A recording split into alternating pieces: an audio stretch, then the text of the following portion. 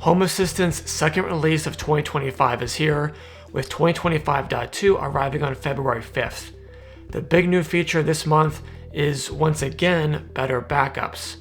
You may recall that the January release introduced new automated backup features, but the community had a lot of feedback, which is being addressed in the February release. The other big update in February concerns Assist, Home Assistant's private voice assistant. It now has the ability to set temperatures on thermostats, LLM-based conversation agents can fetch calendar events, and now the local conversation agent and LLM-based fallback share a memory to better answer your requests.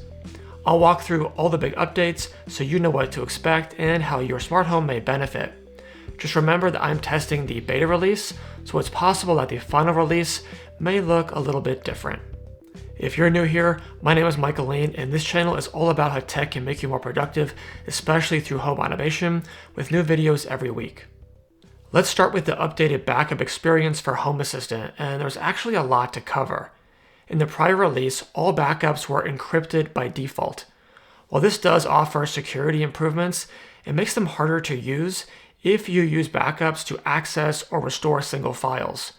Now, you have the option to turn encryptions on or off for each of your backup locations. Note that all backups to Home Assistant Cloud will continue to be encrypted. In addition, downloading backups from Home Assistant will now do so in the unencrypted format. Another change from the prior release is the time that the backup occurs. Previously, scheduled backups occurred at 4:45 a.m., but this wasn't ideal for everyone, especially if you turned your NAS off at night to save energy. Now, you can customize the time of your backups, including the frequency, days of the week, time, and retention policy. There is now a new action which may be used to trigger a backup in an automation. For example, you could have a calendar trigger your NAS to turn on and then to run a backup of Home Assistant. Now here's something that you may or may not have noticed. Historically, you would see a toggle to create a backup prior to updating Home Assistant or add-ons if you were running Home Assistant OS. This toggle was actually removed in the January release, as it was considered redundant with the new automated backups feature. Well, the toggle is back, so once again, you're in control. The toggle will be off by default and show you when the last backup occurred. It's worth pointing out that if you enable the toggle for a Home Assistant update, it will perform a full backup. But if you enable the toggle for an add-on update, it will only back up the add-on and its data to save space. If you've ever backed up your Home Assistant and then went to access a backup file, you may have noticed that the file names are rather confusing, which can make it difficult to differentiate among them. File names are now human readable and include the date and time of the backup. And finally, for backups, this release offers two new locations to store your backups, Google Drive and Microsoft OneDrive. Personally, I've been using the Google Drive add-on for a long time to store backups of my Home Assistant, and now there is an official integration for this. But the backup experience was not the only thing updated for February. There are voice improvements as well. Assist is the name of Home Assistant's private voice assistant, and it's getting some new features. You can broadcast messages to other voice assistants in your home. For example, you can say, "Broadcast, it is time for dinner." Note that support for this may vary by language, but should be improved over time. Additionally, you can now set the target temperature of a thermostat using your voice.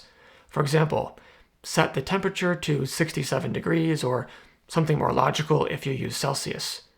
It will target the climate entity for the area that you are in, or you can target devices by name.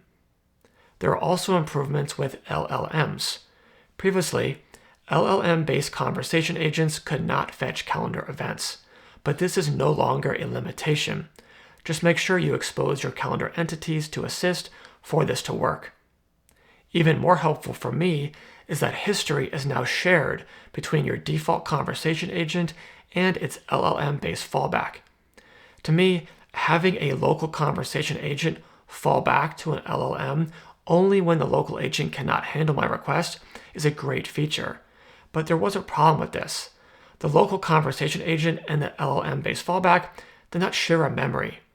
You might ask to turn on the bedroom lights, and then ask later to turn them off.